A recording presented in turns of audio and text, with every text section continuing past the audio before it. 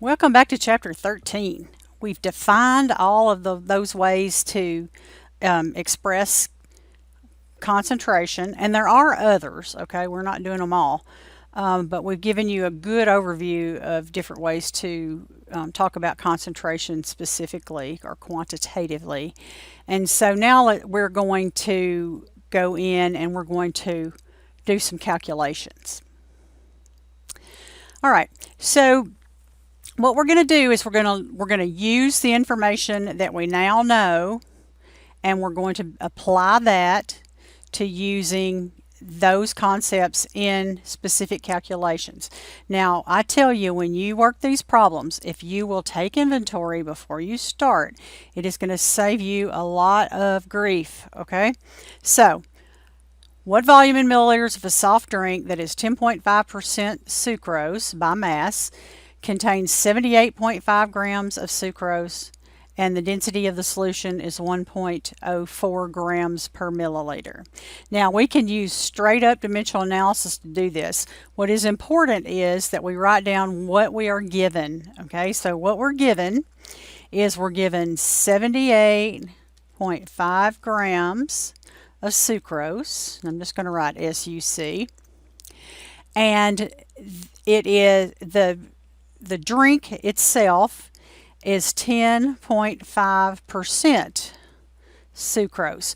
Now, that 10.5%, I know that means something specific. If it's 10.5% by mass, that means that I have 10.5 grams of sucrose per 100 grams of solution. Okay, I have 10.5 grams of sucrose in 100 grams of solution. Now, this is a simple one, I know, and you're saying, I know what percent is, and I could just do it in my head. Okay, that's fine. The other piece of information we're given is the density, and the density of the solution is there is 1.04 grams per 1 milliliter. Okay, there's 1.04 grams of solution in 1 milliliter of solution. It's important that you know that's what that means. It's not solute per solution, it's solution.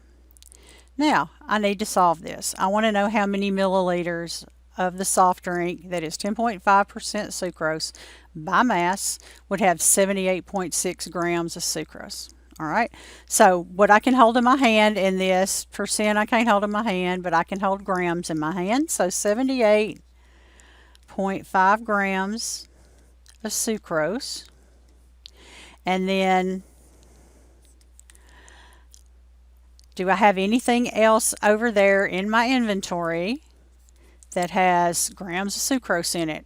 Why, yes, I do. I have this, which is 10.5 grams of sucrose. Now, I know from my dimensional analysis talents that I'm going to have grams of sucrose on the bottom here to get rid of that unit. And so in my little conversion here, I've got 10.5 grams of sucrose in 100 grams of solution. So I've used that, and I've used that, and then I'm wanting milliliters, okay? Well, I know I've got to have grams of solution down here to get rid of that. So I have something with grams of solution. It's 1.04 grams of solution in 1 milliliter of solution. And so if I cancel everything, then I'm going to be left with milliliters of solution, which is what I'm looking for. And when I do all my math, I'm going to see that that is 719 milliliters of solution. So, very simple. Okay. The key thing to remember was that what percent means. It means how many grams of solute per gram per 100 grams of solution in this case, because it's percent. So here is a for practice. Very, very similar. Okay, and then here's for practice. That is going to be using your parts per billion. Now remember, you had percent, which was 11, in this case 11.5 grams per 100 grams. In this one, if you have 15 parts per billion, that means that you have 15 grams per billion grams, or you may be able to figure some other things out. It tells you how many milligrams of chlorobenzene it has, okay, and it wants to know what is the volume that would contain that. So again, these for more practice, they just ask you the question a little bit different way, but you've just got to think through it and you should be able to figure it out, okay, because 15 grams out of a billion grams is something that you're going to be using in that, okay.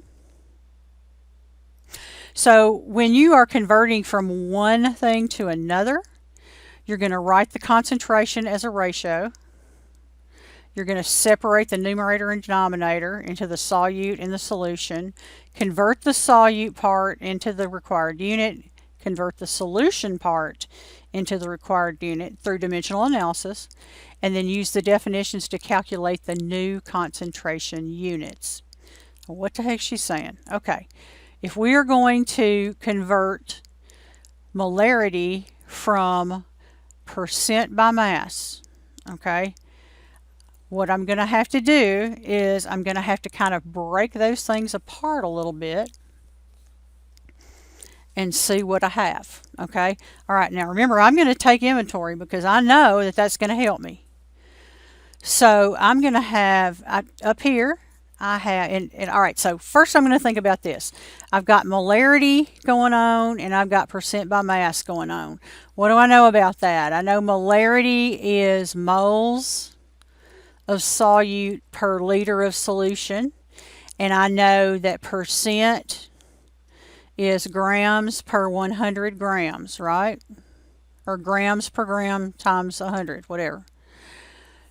So I have 6.56 grams of glucose per 100 grams of solution. That's one thing I have. I have density, which is 1.03 grams of solution per 1 milliliter of solution.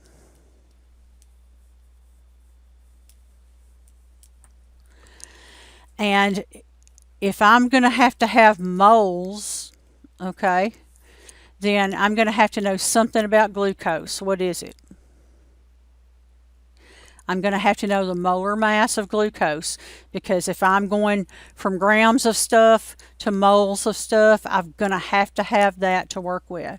And so I need to look up on the periodic table and come up with what the molecular weight or molar mass of glucose is. And if you go on there, you're going to find that it's approximately 180 grams in 1 mole of glucose. Now notice I've written GLU where it's solute, and then SOLN for solution, and that's because I've got to keep this stuff straight. Okay, so what can I hold in my hand? Well, I can't hold any of that stuff in my hand. It's molar, it's density, but it does give me some grams of glucose in that percent number. So since that's all I have to work with, that's what I'm going to start with. So I've got 6.56 grams of glucose to start with. Now, if I'm going to do this with dimensional analysis, which is always my friend, I know I'm going to write grams of glucose down here, okay? So then I'm going to look over here. Oh, that's per 100 grams of solution. Sorry, I almost forgot to write that down. All right, so if I'm going to get rid of grams of glucose, because that's not what I want, I'm going to look over here. So I've used that. And I'm going to say, do I have anything else with grams of glucose? Well, I've got two things with grams, but only one of them is grams of glucose. It's the formula weight of glucose. So 180 grams in 1 mole of glucose. Then I've got to get rid of, do I need to get rid of moles? No. Why? What I'm looking for is what? Moles over liters. That's what my answer is going to be in, because I'm looking for molarity. So moles on the top, good. Okay, so I've gotten rid of the grams of glucose, which I didn't need. Now I've got moles of glucose, which I need to keep, per 100 grams of solution. So I've got to get grams of solution. So since I'm getting rid of grams of solution, which is on the bottom, I'm going to go ahead and write it on the top. All right, do I have anything over there that's got grams of solution? Why, yes, I do. That's the density. That's why they gave it to me. That's my bridge between mass and volume. So for every 1.03 grams of solution, it's a milliliter. So now I've used that. So now I got rid of grams of solution, which I didn't need. I got rid of grams of glucose that I didn't need. So what do I have now? I have moles per milliliter. All right, and what do I want? Moles per liter. So, oh, yay, that's a pretty easy one for me, because I know that I got to write milliliters up here to get rid of it. And I know there's 1,000 milliliters in 1 liter. And so that gets rid of the milliliters, and that leaves me with moles over liters as my units. And so that is where I want to be. And so I'm going to do my handy dandy calculator math and make sure that I don't mess up on my parentheses, or I do everything on the top and then divide by everything on the bottom. And then I'm going to get 0.375 molar.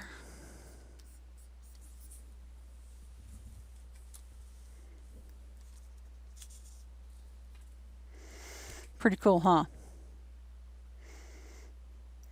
So all you who were not wanting to use dimensional analysis all that time, now you will see the value, I think.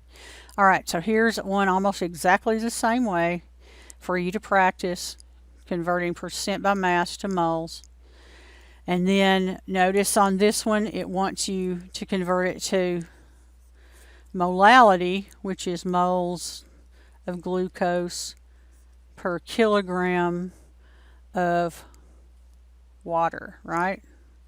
Or whatever that solvent is. I'm assuming it's water. But it's not kilograms of solution, it's kilograms of solvent, remember.